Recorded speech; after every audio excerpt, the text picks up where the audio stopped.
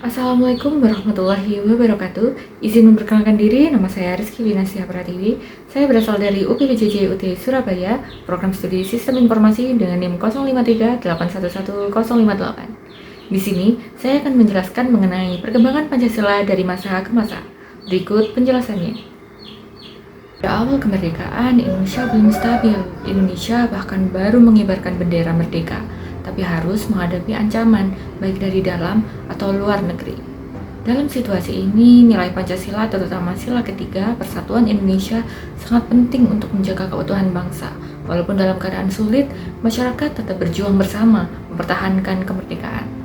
Selanjutnya, pada masa Republik Indonesia Serikat atau RIS pada tahun 1949 hingga 1950, Indonesia sempat berbentuk negara serikat yang terdiri dari beberapa wilayah.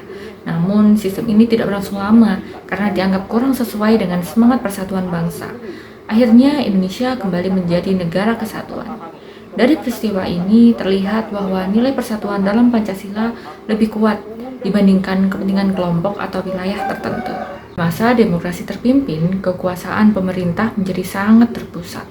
Walaupun bertujuan untuk menstabilkan negara, praktik demokrasi saat itu dinilai kurang sejalan dengan semangat musyawarah dan keseimbangan kekuasaan. Dari sini kita bisa belajar bahwa Pancasila harus dijalankan secara utuh, bukan hanya dijadikan simbol, tetapi juga diterapkan dalam sistem pemerintahan yang adil. Masa Orde Baru. Masa Orde Baru ini Pancasila dijadikan asas utama dalam kehidupan bernegara. Stabilitas dan pembangunan ekonomi menjadi fokus utama. Namun di sisi lain, kebebasan berpendapat masih terbatas dan kritik terhadap pemerintah kurang mendapatkan ruang. Hal ini menunjukkan bahwa penerapan Pancasila harus seimbang antara pembangunan, keadilan, dan demokrasi. Memasuki masa reformasi sejak tahun 1998, Indonesia mengalami perubahan yang sangat besar. Masyarakat menuntut pemerintahan yang lebih terbuka, demokratis, dan bebas dari korupsi. Masa itu dinilai kerakyatan dan keadilan kembali ditekankan. Rakyat memiliki kebebasan lebih luas untuk berpendapat dan memilih pemimpin secara langsung. Namun, tantangan baru juga muncul, seperti hoaks, konflik di media sosial, dan perpecahan karena perbedaan pendapat. Refleksi pribadi saya adalah saat negara terancam, Pancasila menjaga persatuan. Saat kekuasaan berlebihan, Pancasila mengingatkan akan pentingnya demokrasi. Dan saat masyarakat bebas berpendapat, Pancasila mengajarkan akan tanggung jawab dan saling menghormati.